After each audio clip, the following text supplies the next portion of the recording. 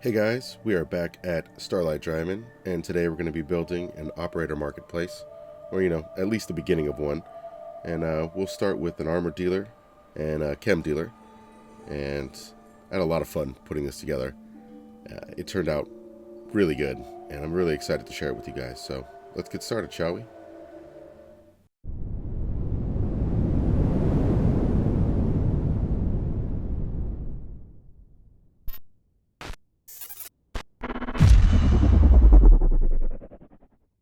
So the first thing we need to do is close off the front part of the settlement. And I figured we'll use the chain link fence as the border, and a technique using the pillar and some cars, similar to what we did with the arena that's just behind us there. Stack some cars on top of each other. We'll reinforce them with some junk fences and sandbags, kind of make it a little more fortified and give it a really good raider aesthetic. So here we are with the junk fence and the rug glitch, and the nice thing about the rug glitch is it ignores all the collision of whatever's sitting on the rug. So we can get this nice and close to this car here and just line it up and pop it in place. Now I'm purposely leaving some gaps in between the fences there just to show off the cars underneath. And it kind of also makes it look a little more thrown together. So next it's a matter of just adding a little bit more detail, and I really like using the wood railings here, especially up against the metal. It just kind of breaks up the texture a little bit and makes it a little more interesting to look at.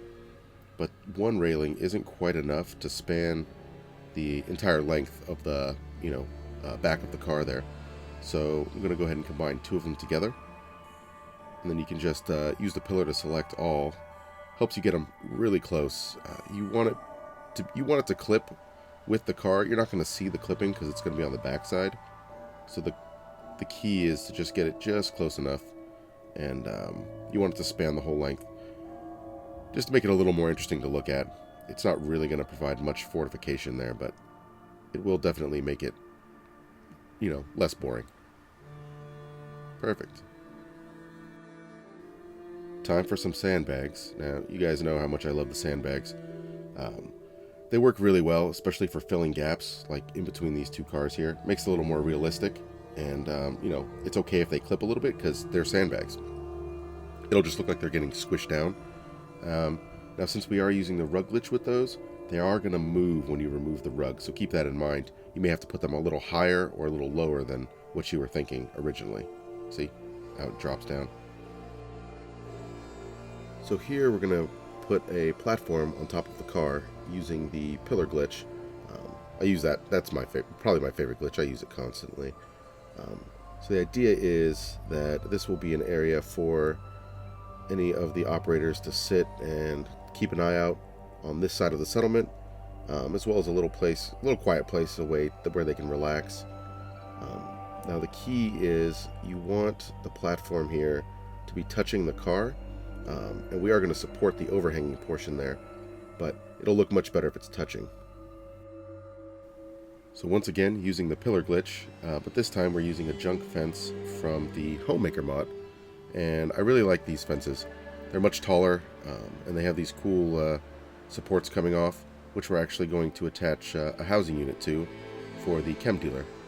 And I wanted to have a housing unit here, but I didn't want it up against the cars, and so this fence here can fortify the wall as well as give us a place to attach that housing unit. And it looks pretty good.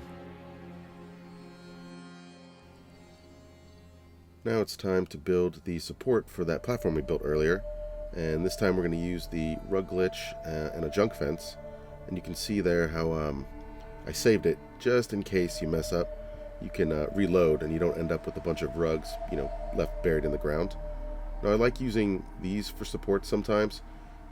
Breaks up using the wooden pillars or anything like that, and even more fortified. And sandbags look good too. So now we have more of the Homemaker junk fences, and we're just going to use the pillar here to sink them down some. They're just a little too tall for this application, and these are going to serve as the walls, or at least one of the walls, for the housing unit we're going to place in here. And I'm going to go ahead and put a second one in just to extend out the wall a little bit. And use the pillar again to sink it down. And the nice thing here is you don't have to worry about getting it 100% straight. You want it pretty straight just because you're going to snap some stuff in. But if it's not 100% straight, it kind of adds to the chunky feel to the settlement. And, just makes it look a little more thrown together. Have to put some turrets on those little platforms there. Now it's time for the floor. And you can see there, just using the pillar to get the height right. And, had a little bit of trouble getting that into place, but there we go. It looks like that wall's a little too crooked. In retrospect, I probably should have put the floor in before I put the wall in, but, what are you going to do? It's an easy fix. Just grab the pillar and slot it in again. There we go. Wow, this is coming along really nicely. Now, some of these pieces will snap in, like those two there. You can see I've been so busy building, I forgot to change it back to daytime, but it'll be fine. It's light enough to see. And yeah, so now we just have to add another wall and a doorway.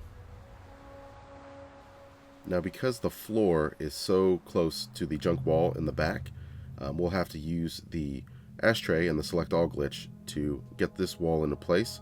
The nice thing is the ashtray snaps to the ground, so the wall will be even with the floor. And there you go. Looks pretty good.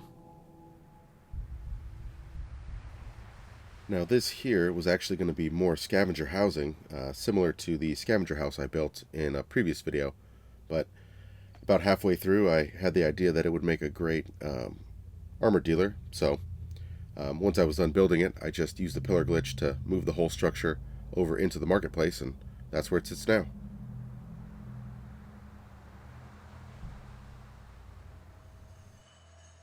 Now that we have the cars in place, we can go ahead and put a platform on top of the truck. Now this is going to be the exact same technique we used earlier when we were building the wall and just putting a platform on top of a vehicle. And the key is to get it lined up so that those stairs don't clip too much with the side of the truck. And they clip a little bit, but it's fine. Yeah, looks pretty good. Doesn't go all the way through to the other side, so I'm going to go ahead and call that a win. Now we're going to put in some supports for that platform, and we're using these wooden pillars from the Homemaker mod. That's a great mod, by the way. I end up using a lot of stuff from them. I'm not going to show you all of the pillars. Technique is exactly the same. You just need to use the concrete pillar there to get it to the right height and make sure they're not poking through the top, and you're good to go. So here we're going to be putting a roof on for what's going to end up being the sleeping area for the armor vendor. And you can see there that one pillar isn't enough, so I'm going to use 2 pillars just to get the height a little bit more, and you can actually use as many pillars as you need to get up as high as you want. And yep, works just the same as using 1 pillar. Key here is just to have them touching the railings there, but not clipping through too much. Well, I suppose clip through to your own taste, but just want to make sure that it fits in there just nicely. Not quite perfect, but I can fix that later. So we're nearly done. Just a matter of adding some detail to this part of the build. And you can see here just using the pillar and one of the half walls from the Homemaker mod just to kind of break things up, make it a little more interesting to look at. I like using the wood where you can see through, so you can still see that there's a car there, but it does enclose it a little bit. And we're going to put a railing there as well, just to make sure that you can still see the car. Gives your eye, multiple different textures to see, and just makes it a little more interesting, as well as a little more fortified with the extra bits of wood attached. As you can see here, just slotting that in, making sure it kind of connects with the half wall there. Looking good. So I went ahead and moved that entire structure using the pillar glitch, getting it in place. And I just wanted to show this part just because, I thought it was cool. It's one of these little workbenches that you get from the Creative Clutter mod, and I just put it in the back of the truck here so people could work on their armor, and I don't know. I think it looks cool. So here we are at the front of the settlement, and you can see there a lot of operator decoration. We have a turret keeping an eye on things, a bunch of operator flags, And of course, you know, a head on a pike. Gotta have a head on a pike. So going towards the main entrance here, you can see there's still quite a bit of the marketplace that needs to be built. But as we come around the corner, you can see the chem dealer. Before we check out her stall, let's take a peek inside this shack here. So you can see there's a thematic and practical table, a bunch of chems laying out on top of it, some chemicals for making those chems. That's one of those mini chem stations from Creative Clutter. Those things work really well. I highly recommend that mod. And of course we have some plants there for chem making. Now coming around here to the front of the chem stall, you can see this thematic and practical counter, as well as a bunch of chems laid out on top. Now some of those come from OCDecorator, Creative Clutter, as well as Do It Yourself.